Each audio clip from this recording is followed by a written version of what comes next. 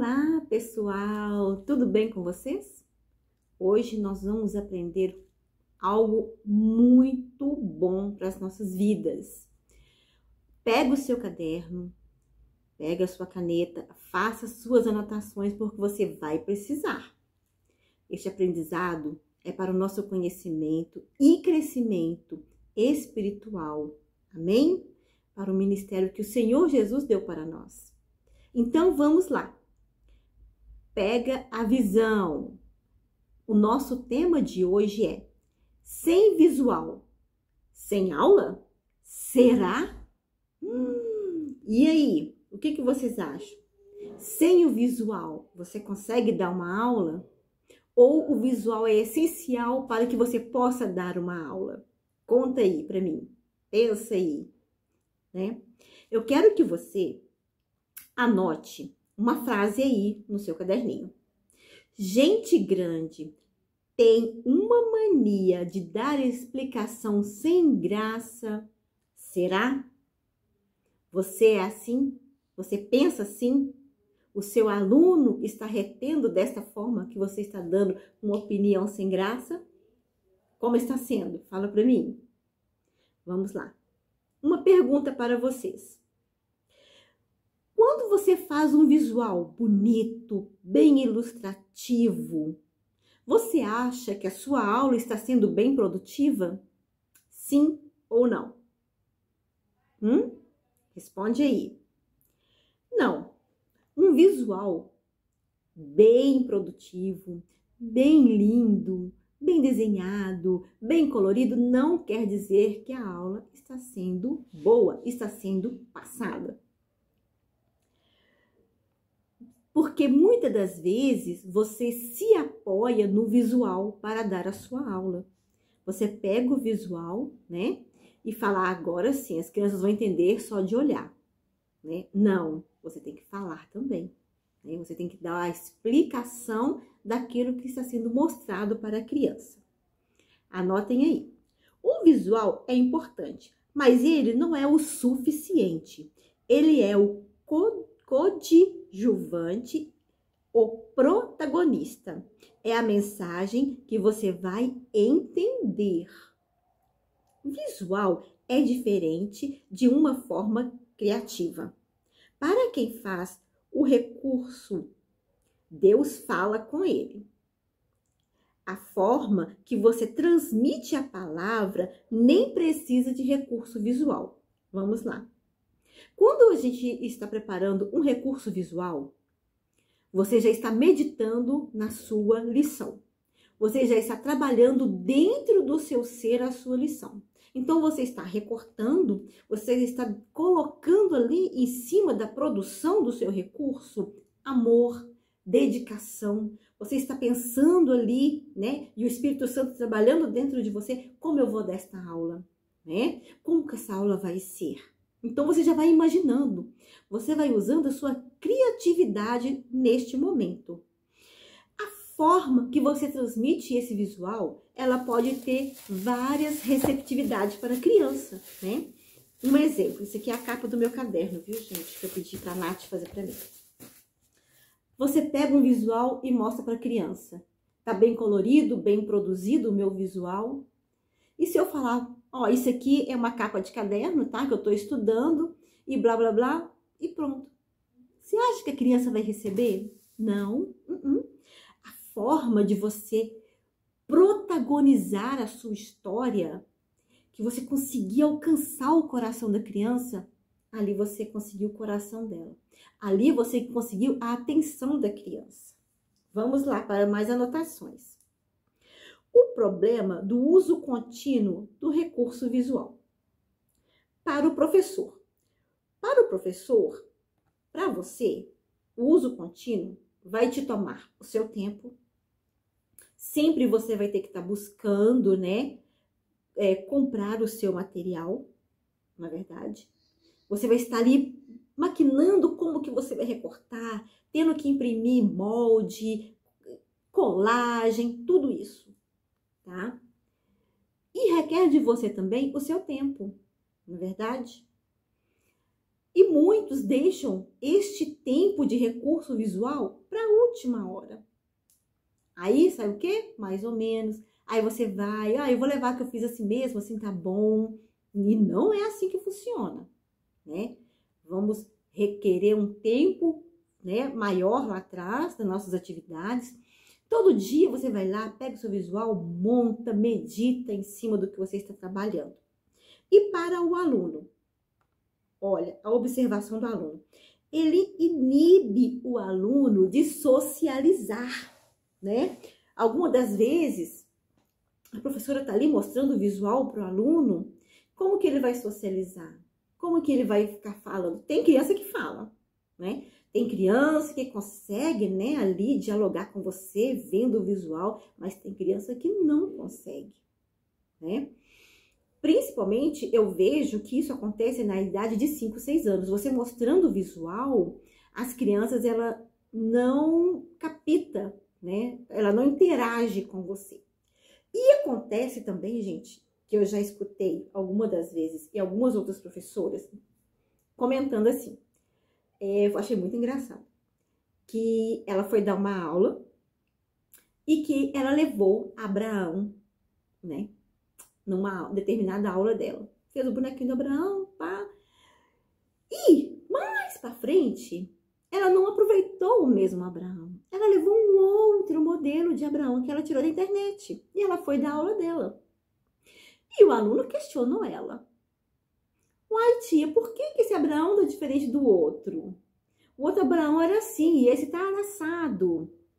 Olha, toda vez, dica, hein? Anota essa dica aí, muito especial para vocês. Todas as vezes que você for fazer um molde, que você for trabalhar com um personagem, com um homem da Bíblia, tá? Você sempre use o mesmo visual para que a criança possa identificar.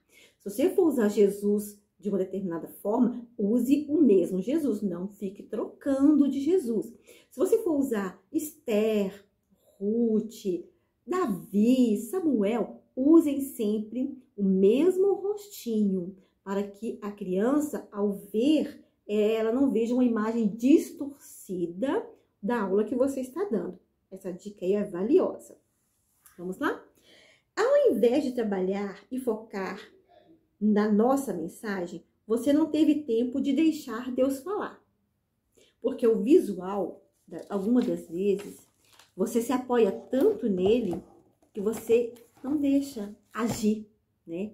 A criança não interagiu, você não interagiu com a criança, você não teve o seu momento de ver ali, né, como que foi aplicada a sua aula. Você passa dias e horas criando, montando o seu visual. A prioridade é a mensagem que vem junto, é a mensagem. Número 1, anotem aí. O recurso inibe a criança de imaginar. Tira o poder da imaginação, de imaginar algo que só ela vai entender. Exemplo, você está dando uma aula sobre Samuel. Então, você começa a imaginar a criança, né? Começa a imaginar Samuel ali. Vai ir trabalhando na imaginação dela, Samuel. E quando você começa a mostrar sempre o Samuel ali, como que ela vai trabalhar a imaginação dela na Bíblia, né? É muito bom que a criança trabalhe a imaginação dela na Bíblia. Eu tenho algo comigo, até comentei com a pastora, né? Falei, pastora, eu não sei se eu tô pecando ou não, porque eu achei que eu tava pecando. Falei, pastora, todas as vezes que eu estou lendo a Bíblia, eu me imagino ali naquela situação. Será que é pecado isso que eu tô fazendo? Perguntei pra ela. Ela falou que não, que é a minha forma de entendimento, de imaginar o que aconteceu naquele tempo, né? Quando eu leio algumas partes sobre guerra e tal, eu imagino ali, eu na guerra, eu lutando e tal. A minha imaginação vai longe. Eu acabei de ler o livro de Mateus agora. Então, sobre o nascimento de Jesus, a crucificação de Jesus, eu fiquei me imaginando ali, naquele momento, sabe, pessoal? Então, assim, minha imaginação foi longe e eu creio que eu pude aproveitar bastante da palavra. Número 2, anotem aí. O recurso pode distorcer a verdade. Apenas que os olhos veem e imaginam, né? Foi a parte que eu falei para vocês, até adiantei, né? Sobre os recursos diferentes. Vamos evitar isso, para que a imagem da palavra não fique distorcida na mente da criança. As crianças são difíceis de reter a atenção. Use visual lúdico. Presente. Memória temporária presente. Perdão, tá? O lúdico é memória temporária presente. Ele envolve a alegria e a satisfação. Memória permanente, que é o passado e o presente. Envolve o coração, a emoção, o aprendizado e a mudança de comportamento. Ok?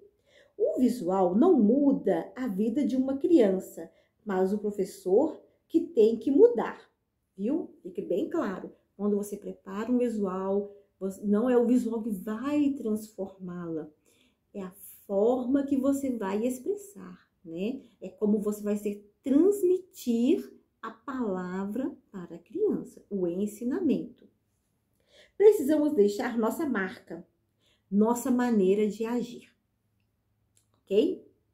Anotem aí uma frase, por favor. Vamos pensar fora da caixinha, ok? Sempre pensando fora da caixinha. Quando você tem o tema, agora nós estamos no segundo mandamento, né? Pensa fora da caixinha. Nós já aprendemos, eu já dei uma aula na igreja, dia 15 de novembro, sobre isso.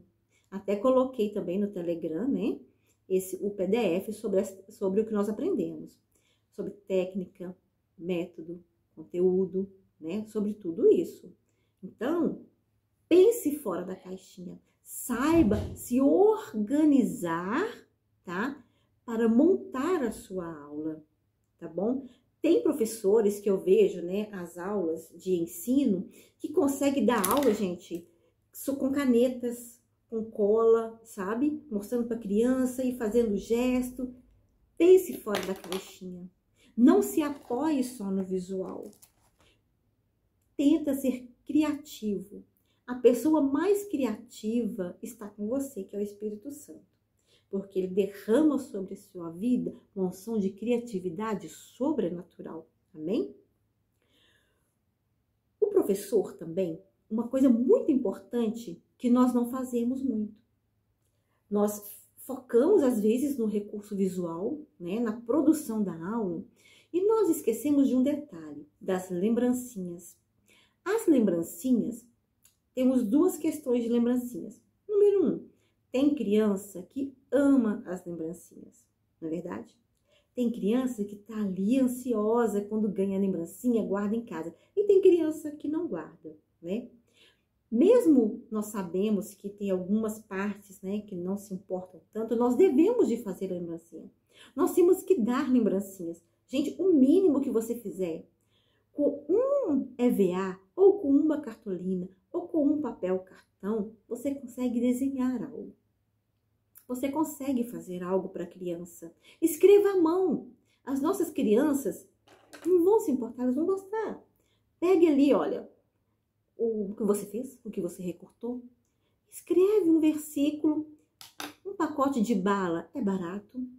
E se você sempre fizer isso, uma lembrancinha com uma balinha, vai ser gratificante demais. Beijos, tia Mari.